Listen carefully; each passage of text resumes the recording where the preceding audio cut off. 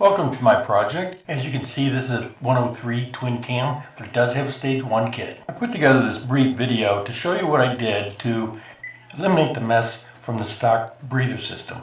This is to eliminate the blow-by of oil and water from going into the intake. Yes, and you may ask, have I reduced oil levels? And of course I have, to no benefit.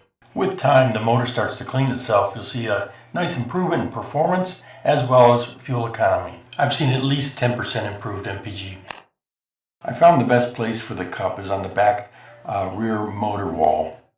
Removing the cup, you see a silver disc that is a baffle, keeps the liquids down. And on top you see a gold filter that further screens out the air from the moisture. View of the intake, you can see the two small holes on this particular intake that would bleed out into the throttle body. These are the original bleeder bolts that would vent out the side, out of the ducts on the plate. And here you can see the replacement vent bolts that have a direct hose connect. This is the layout of the hoses, starting with the 1/4 inch that comes off the vent bolts. And then you have the check valves attached to a Y-connect 1/4 inch to a 3/8 inch hose. And let's see how it looks put on. This is with the filter put back on. As you can see, the hose connects are clear of the filter element. I think the only setup that's difficult to do this to would be a stock element where the hoses go inside the filament. But most aftermarket ones are on the outside. Let's see how it looks with the hoses on. Okay, the hoses are attached. As you can see, using a worm gear clamp on the direct connection to those vent bolts. And as you can see, the check valve is nice and small and fits perfectly under the tank.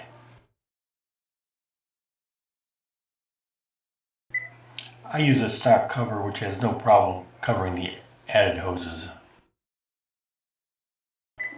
You can see the two hoses, they're routed to the center of the two cylinder heads, and then 3/8 inch hose is routed over the rear cylinder. It does have a slight incline, but with the check valves in, that prevents any fluids back into the motor.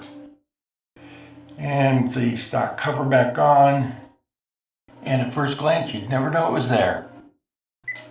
Final catch can installed with the in hose and the exhaust hose, and the exhaust hose routed behind the engine wall down towards the other side of the bike, making sure it's not in front of the rear tire.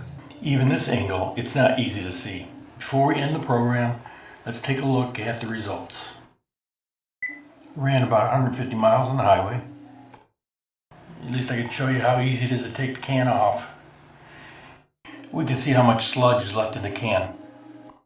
I would expect to empty the can at every oil change. So there it is. As you can see, it had a little bit, not much, but it all adds up eventually. Better off in the can than back in the motor. Please leave any questions or comments below and I'll try to get back to you. Thanks for watching.